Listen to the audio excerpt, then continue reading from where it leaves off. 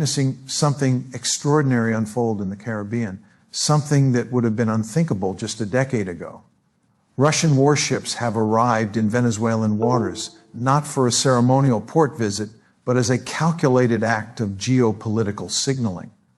This is not simply about naval maneuvers or the projection of maritime power. It is a direct challenge to 2 centuries of American dominance in the Western Hemisphere, a challenge to the very premise of the Monroe Doctrine itself. Since 1823, Washington has regarded the Americas as its exclusive sphere of influence. That assumption that the Western Hemisphere belongs to the United States is now being openly contested. Moscow's naval presence in Venezuela is more than a show of force, it's a response. It is Russia's answer to decades of NATO expansion eastward, to missile defense systems built along its borders, and to what the Kremlin views as a relentless campaign of Western encirclement. For Venezuela, the stakes could not be higher.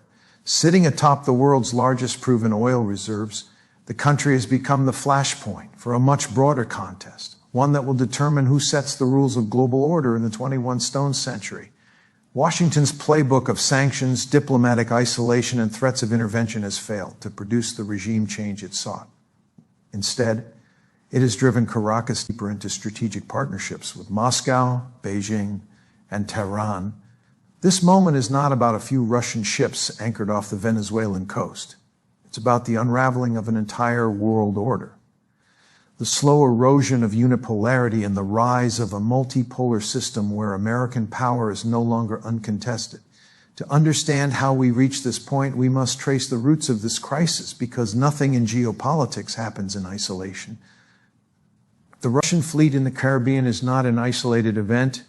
It is the culmination of decades of American policy, a policy that has alienated partners, emboldened adversaries, and pushed the world toward a new and uncertain balance of power.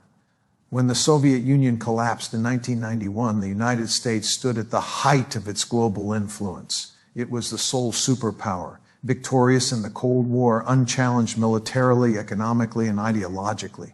Many in Washington believed that history itself had ended, that liberal democracy and market capitalism had triumphed once and for all. The question then was simple. What would America do with its unprecedented dominance? In the euphoria of the early 1990s, American policymakers faced a historic opportunity. The Soviet Union was gone. Russia, newly independent and struggling to define its identity, was reaching out to the West. The world was ready for a new security framework, one built not on confrontation, but on cooperation.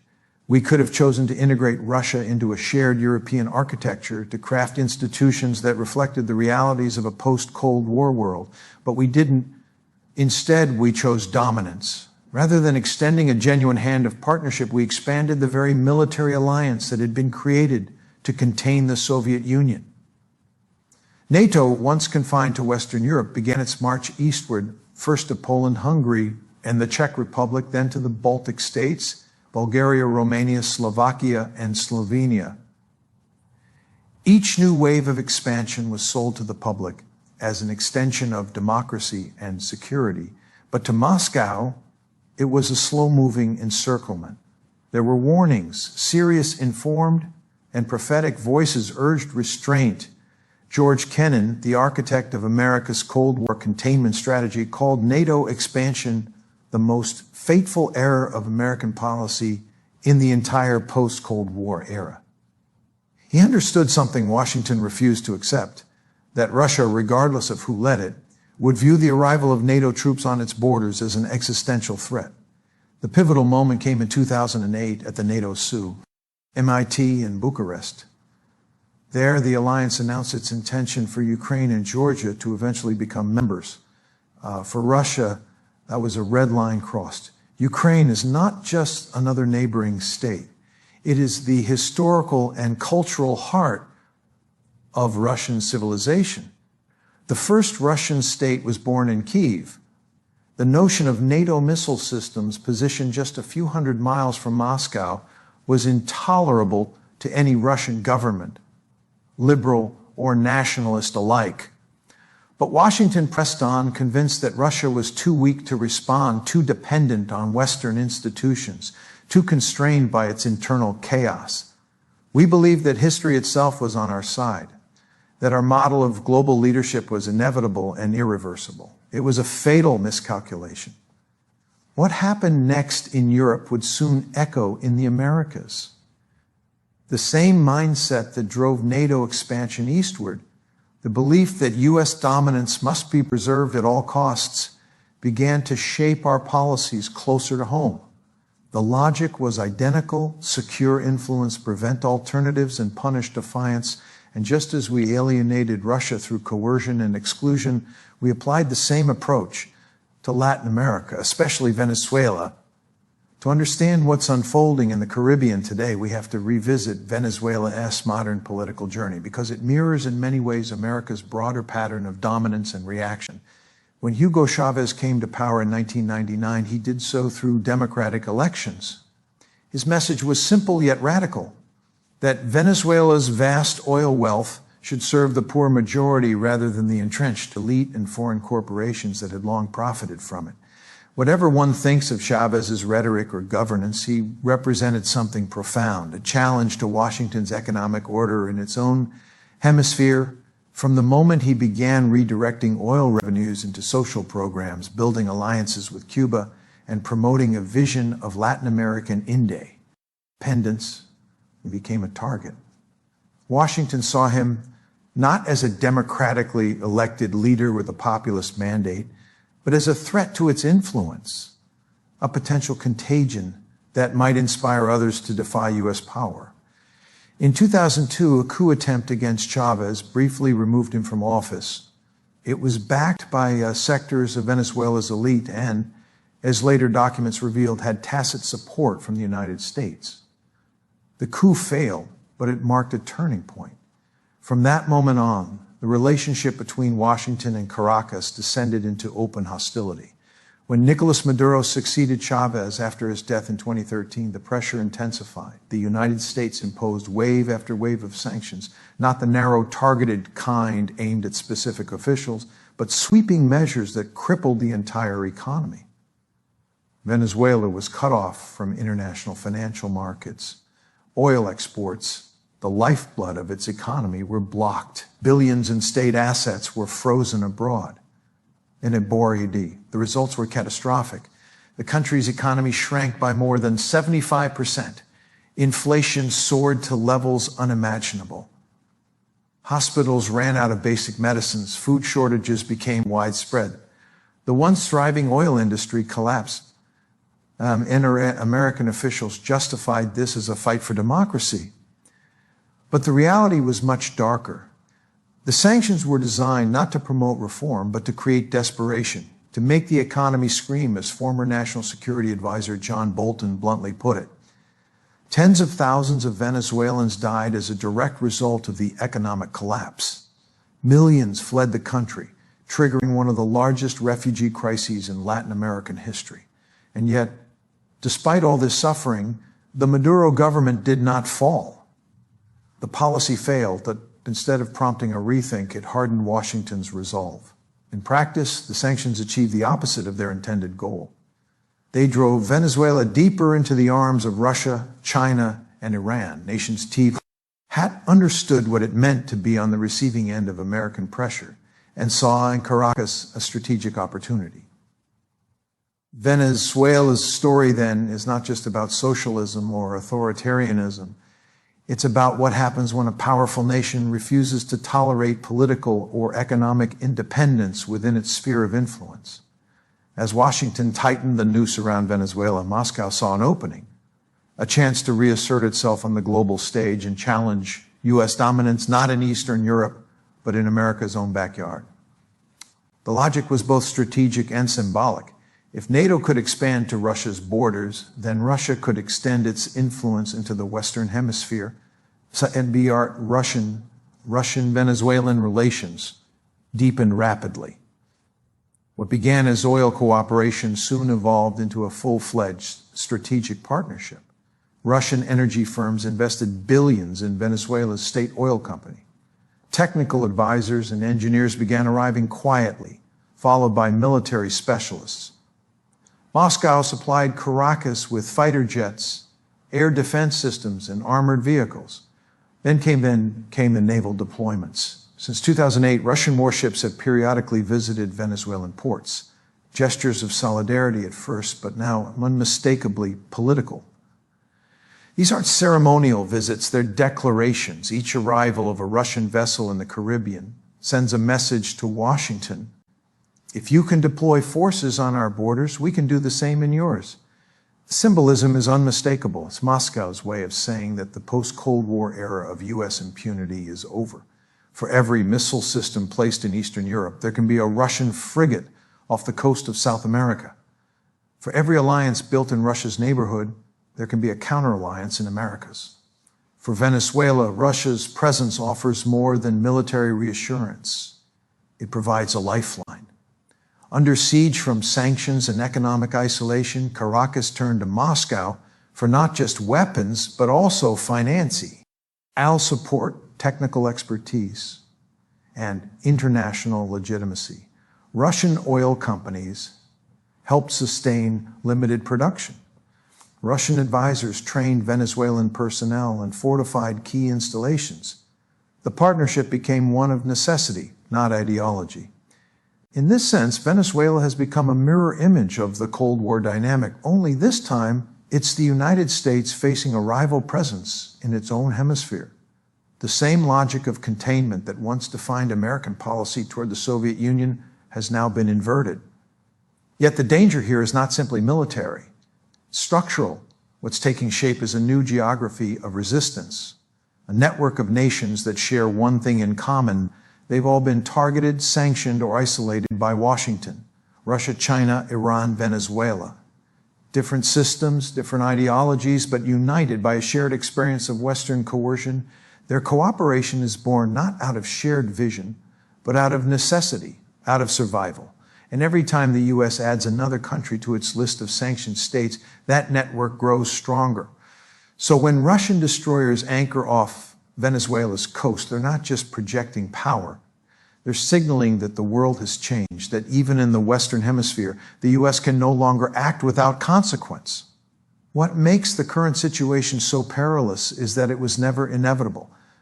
None of this, the Russian warships, the Venezuelan collapse, the deepening global divide, had to happen. It is the cumulative result of choices, of a foreign policy built on dominance rather than diplomacy. For decades, the United States has approached the world as a chessboard, believing that control equals security and that influence must be enforced rather than earned.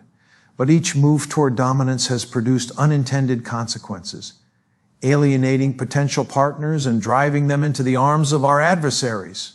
The humanitarian toll of this approach is staggering. In Venezuela, sanctions were sold as a tool to promote democracy. In reality, they punished an entire nation. The collapse of Venezuela's economy was not a natural disaster, it was engineered. A nation once among the richest in Latin America saw its GDP shrink by more than 3/4. Hospitals lost electricity and medicine, families went hungry, children died of treatable diseases. And officials in Washington described this suffering as necessary, pressure, the price of freedom. John Bolton, serving as National Security Advisor, openly admitted that the goal was to make the Venezuelan economy scream. The phrase was chilling not just for its callousness, but for its honesty. It revealed what these policies truly are, acts of economic warfare designed to break a society's will. And Venezuela is not an isolated case. The pattern repeats across the globe. In Iraq, sanctions throughout the 1990s led to hundreds of thousands of civilian deaths. In Libya, a US-backed intervention turned a functioning state into a failed one, now home to open slave markets. In Syria, the pursuit of regime change prolonged a civil war that killed 500,000 people. In Afghanistan, 20 years of occupation ended with the same Taliban government we tried to eliminate after trillions of dollars and countless lives lost each time. The justification was the same: democracy, human rights, humanitarian intervention, and each time the outcome was chaos, suffering, and instability. The United States has yet to confront the moral and strategic bankruptcy of this pattern. Our leaders continue to tell us that these actions make the world safer and freer, but the evidence points the other way. Each intervention, each sanction regime, each covert operation erodes our credibility, undermines international law, and fuels resentment across entire regions. The world no longer sees America as the defender of democracy. Increasingly, it sees an empire in denial, one that lectures others about freedom while wielding power without restraint. That is the real cost of dominance. Not only the suffering it inflicts abroad, but the corrosion it causes within, the moral blindness, the loss of perspective, the refusal to recognize limits. A nation that cannot acknowledge the damage it causes cannot lead effectively, and it certainly cannot claim the moral authority to define global order. If there is one thing that defines the current crisis, it is hypocrisy, the glaring double standard in how the United States sees its actions versus how it interprets the actions of others. We maintain nearly 800 military bases in more than 70 countries. Our naval fleets patrol every ocean. Our aircraft fly missions over regions thousands of miles from our own borders. We spend more on defense than the next 10 nations combined. And for more than 2 decades, we have been almost constantly at war. We justify this as global leadership, as the maintenance of a rules-based international order. But when another power, Russia, China, Iran, projects influence beyond its borders, we call it aggression.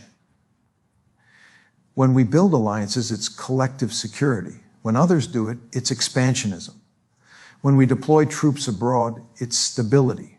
When others do it, it's provocation. This selective morality has not gone unnoticed. To much of the world, America's rules-based order looks less like a system of fairness and more like a hierarchy, one where the rules apply to everyone but the United States. We invoke sovereignty when it suits us and violate it when it doesn't. We condemn election interference abroad while funding opposition movements ourselves. We denounce state repression in rival nations while arming and financing authoritarian regimes that serve our interests. From Latin America to the Middle East, people remember. They remember the coups we backed in Guatemala, Chile, and Argentina. They remember the death squads trained in U.S. programs. They remember how we supported dictatorships as long as they were anti-communist, and how we undermined democratically elected governments if they dared to challenge U.S. economic or political control. So when Washington says it cares about democracy in Venezuela, few believe it. The rest of the world has learned that America's concern for democracy is conditional, a language of convenience used when it aligns with our interests and discarded when it doesn't. This hypocrisy has consequences. It fuels resentment, distrust, and defiance. Nations that might otherwise cooperate with us increasingly turn elsewhere, not because they love Moscow or Beijing, but because they no longer trust Washington. Our moral authority, once our greatest strength, has been squandered. And this loss of credibility comes at a moment when the global balance of power is shifting. The unipolar moment that followed the Cold War is over. We are entering a multipolar era, a world with multiple centers of power, where the U.S. can no longer dictate outcomes unilaterally. Yet our foreign policy establishment refuses to adapt. Instead of accepting this new reality and engaging it through diplomacy, we cling to the illusions of dominance, responding to every challenge with sanctions, threats, or force. This is how empires decline, not through invasion or collapse, but through arrogance, through the inability to see that the world has changed while they have not. The arrival of Russian ships in Venezuelan waters is not merely a symbolic act of defiance. It's a warning, a mirror held up to American foreign policy, reflecting back the consequences of decades of coercion, intervention, and moral blindness. It tells us in unmistakable terms that the old order is collapsing. The question is whether the United States is willing to face that truth. For too long, we have mistaken dominance for leadership. We have equated power with legitimacy and coercion with influence. We have acted as though the only way to preserve stability is to control it. And in doing so, we've created the very instability we claim to prevent. Venezuela is the clearest example of this failure. Instead of engaging Caracas through dialogue, we tried to isolate it. Instead of offering economic cooperation, we imposed sanctions that devastated ordinary people. Instead of respecting Venezuelan sovereignty, we supported efforts to overthrow its government. And now we find ourselves confronted by Russian warships a few hundred miles from our shores, an outcome entirely of our own making. The same logic has played out elsewhere. In Europe, NATO expansion pushed Russia into confrontation. In Asia, military containment of China has accelerated the very rivalry we hope to avoid. In the Middle East, interventionism has turned entire regions into war zones. Every attempt to maintain control through force has only hastened the decline of American influence. There was always another path, one rooted in humility rather than hubris. We could have built partnerships instead of dependencies. We could have used our immense power to strengthen international institutions, not circumvent them. We could have led by example, showing that democracy and prosperity flourish through cooperation, not coercion. Imagine a different relationship with Venezuela, a nation rich in oil and resources, working with the United States to meet regional energy needs, to stabilize markets, to build prosperity. That was always possible. Instead, we chose to suffocate their economy, ensuring that any recovery would depend on alliances with our rivals. Imagine a different relationship with Russia, integrated into a shared European security framework rather than isolated and antagonized. Or with China, a competitor, yes, but also a partner in solving global challenges like climate change, pandemics, and economic inequality. The tragedy is not that these options were unavailable. It's that we refuse to take, because taking them would have required something Washington has long lacked: humility. The great powers that endure are those that learn to adapt, to evolve with changing realities. Those that fail to adapt collapse under the weight of their own arrogance. The United States stands at that crossroads now. The Russian warships off the coast of Venezuela are more than a headline. They are a moment of reckoning. They signal that the post-Cold War illusion of uncontested American dominance has come to an end. The rest of the world is no longer willing to live under a system where Washington alone writes the rules. The age of unipolarity is fading, and a multipolar world is emerging, one that will demand a new kind of leadership. We can meet this moment with fear and confrontation, or with realism and renewal. We can continue doubling down on the failed strategies of coercion and control, or we can rediscover the art of diplomacy. The choice will define not only America's role in the 21st century, but the stability of the world itself. If we continue to pursue regime change operations, broad sanctions, and endless wars, we will only accelerate our decline. We will push more nations into alliances of resistance, into the very networks we claim to fear. We will find ourselves surrounded by crises of our own making, unable to lead, unable even to persuade. But there is another path. It begins with humility, with acknowledging that other nations have legitimate interests and that American power, no matter how vast, has limits. It means recognizing that democracy cannot be imposed by bombs or starvation, that freedom cannot grow under the shadow of sanctions. It means returning to diplomacy as the first tool of statecraft, not the last. We must lift the crushing sanctions on Venezuela and allow its people to rebuild their economy and their dignity. We must engage with Caracas directly, seeking gradual political reform through negotiation rather than coercion. We must accept that Venezuela's future belongs to Venezuelans, not to Washington, Moscow, or Beijing. And beyond Venezuela, we must redefine what leadership means in a multipolar world. It means engaging adversaries with respect, not hostility. It means building coalitions based on mutual interest, not dominance. It means leading through example, by strengthening our democracy at home, by rebuilding our infrastructure, by addressing inequality and injustice within our own borders. Because a nation that cannot govern itself wisely cannot hope to guide others. If we do not change course, the pattern will continue: confrontation, resistance, escalation. The world will become more fragmented, more dangerous, and less free. But if we choose diplomacy over dominance, cooperation over coercion, humility over hubris, we might yet build a more stable and just global order, one where power is balanced by responsibility and where influence is earned, not imposed. The Russian ships in Venezuelan waters are not just a challenge, they are a message. They are telling us that the world is shifting, that the age of unilateral control is over. The question is whether the United States will learn from this moment or repeat its mistakes, because the truth is simple. The world is not ours to control. It never was. It belongs to all who inhabit it, and it will only endure if we learn to share it. That is the lesson of Venezuelan waters, if we are willing to hear it